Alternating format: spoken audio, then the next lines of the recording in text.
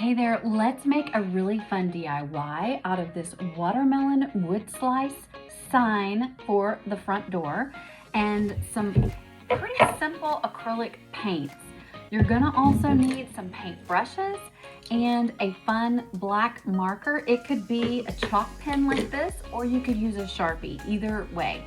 We're gonna finish this project off with an amazing signature messy bow. And these are the patterns of fabric that we're going to use, but you can use anything. You're also going to need a zip tie for your messy bow. So let's get started. It's gonna be so much fun. All right, let's get this started. The first thing I did was add a little drop of the green paint along with a little capful of water, just to kind of water it down, because I decided I wanted to do kind of a light stain technique on this watermelon wood slice.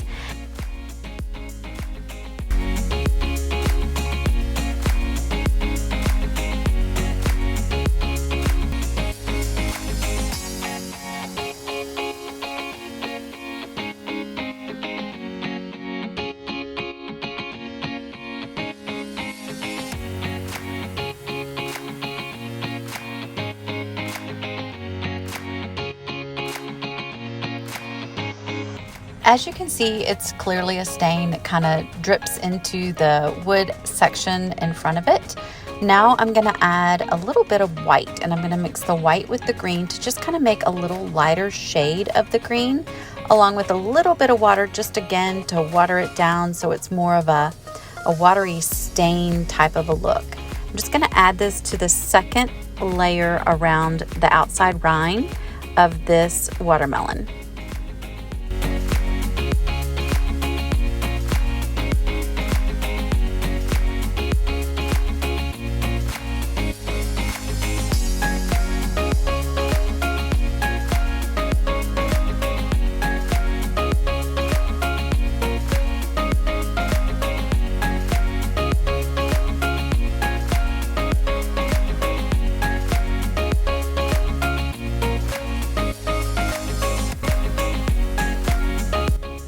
Now I'm going to add the red, just going to go ahead and water it down again just to kind of make it light, even though this will be the darkest part of the red that I use. I'm going to add it to the front portion of the watermelon so that it looks like the inside of the watermelon is the darkest, deepest of the colors of red. Now I'm going to add the white to the red and kind of start the same technique as I did with the green by lightening it and putting a lighter pink color underneath the red color. I'm going to continue this all the way to complete the watermelon and make it look like there are layers of colors. Each one I'm adding a little bit more water to, just to kind of water it down a little more. Once I get all of these colors on here, I'm going to go back and I'm going to grab some water and kind of blend them with the paintbrush. Once they're a little better blended and watered down, I'm taking just a paper towel and wiping clean the excess water. And at the same time, I'm using the paper towel, which is also damp, to blend all of the colors together. You can use a baby wipe for this technique as well. I just am using a wet paper towel to blend my colors together, and I'm really happy with the way that it turned out.